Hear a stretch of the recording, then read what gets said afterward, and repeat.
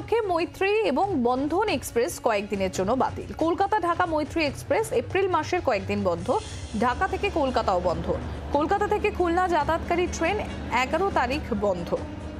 আপনাদের আরো একবার জানাবো, খুলনা থেকে যাতায়াতকারী ট্রেন 11 তারিখ বন্ধ এবং তার পাশাপাশি যেটা জানাচ্ছিলাম, ঈদ উপলক্ষে মৈত্রী এবং বন্ধন এক্সপ্রেস কয়েকদিনের জন্য বাতিল। কলকাতা ঢাকা মৈত্রী এক্সপ্রেস এপ্রিল মাসের কয়েকদিন বন্ধ। ঢাকা থেকে কলকাতাও বন্ধ এবং কলকাতা থেকে খুলনা যাতায়াতকারী ট্রেন 11 তারিখ বন্ধ।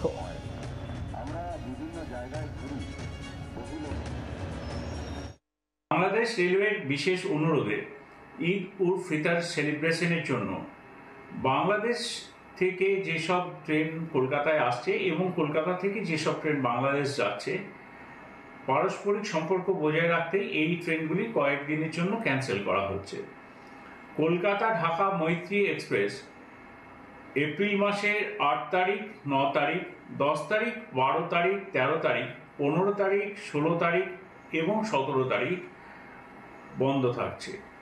তেমনি ঢাকা থেকে কলকাতা মৈত্রী এক্সপ্রেস এপ্রিল মাসে 7 তারিখ, 9 তারিখ, 10 তারিখ, 12 তারিখ, 13 তারিখ, 14 তারিখ, 16 তারিখ এবং 17 তারিখ বন্ধ থাকছে। কলকাতা খুলনা যে ট্রেনটি চলে সেটি কলকাতা থেকে খুলনা যেদিনকে আসে সেদিনকেই আবার খুলনার দিকে ব্যাক করে যায়। সেই ট্রেনটিও 11 তারিখ বন্ধ থাকছে।